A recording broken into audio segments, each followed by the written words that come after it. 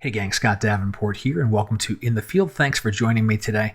Today we're going to go to Little Hunters Beach in Acadia National Park. And I want to make a special thank you to Alan, one of my members in Patreon, for cluing me into this location and really encouraging that I take it in on my next visit there. And I'm really glad that I did. I'll share the footage with you here in a moment. And if you're interested in what's going on with Patreon, what we talk about, check the links below. You can see there, and maybe you'd like to sign up and become part of this little group of insiders for very candid and casual conversations about photography. With that, let me get you out to Little Hunters Beach for a sunrise shoot.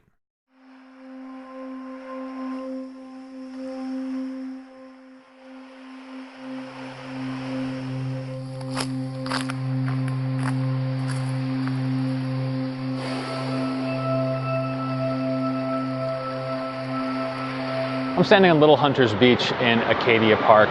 This is a spot that's not visited as often, mainly because it's not well marked, but it's a nice little cove. If you've seen Boulder Beach, think of it like that, only it's a lot easier to walk on. The stones are a little smaller. And you can see I've got a little bit of hints of sunrise coming up behind me. The sun's not going to make a break today, but nevertheless, the cove is really nice. It's a good balance on the surf right now. You can hear it coming crashing through right now behind me. And every once in a while, it's pushing up through these foreground rocks. And then with the nice hints of color in the morning in the background, this is going to shape up to be a very, very nice shot.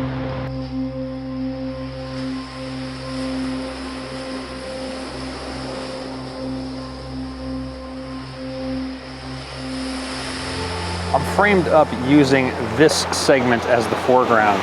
You can see I'm getting everything in the wide angle shot out to that land ridge in the horizon. And I'm banking the composition on this empty space here, getting filled in with a surge of surf. It happens every 10 to 15 waves or so. Right now it's very calm, but this will change up and surge some water through. So as I just wait for that to happen, I'm using a f/16 mainly just to get the shutter speed to about a half a second. I don't need to use filters right now, and just waiting for the right set of waves. Like this one right here, that's the kind of thing I'm looking for. That fills in, that's a good shot. I've got this deep foreground rock as an anchor, and then everything else just falling into place through the scene.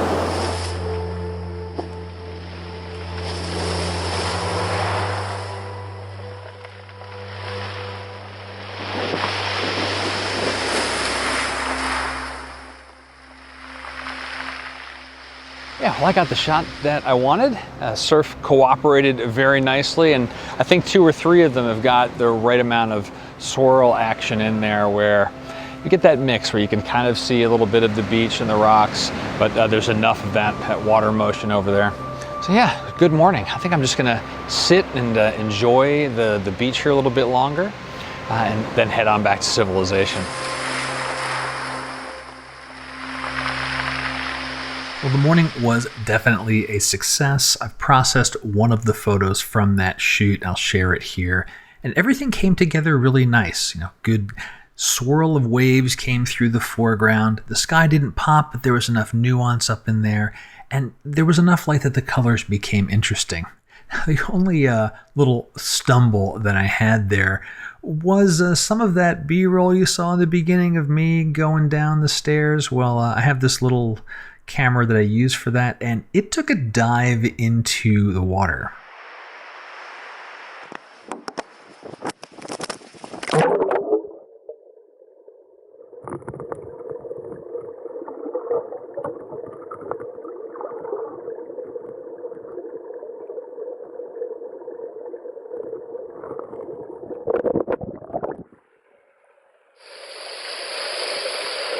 That's what happens when you drop the waterproof camera in the water at 6 o'clock in the morning, and it's really cold.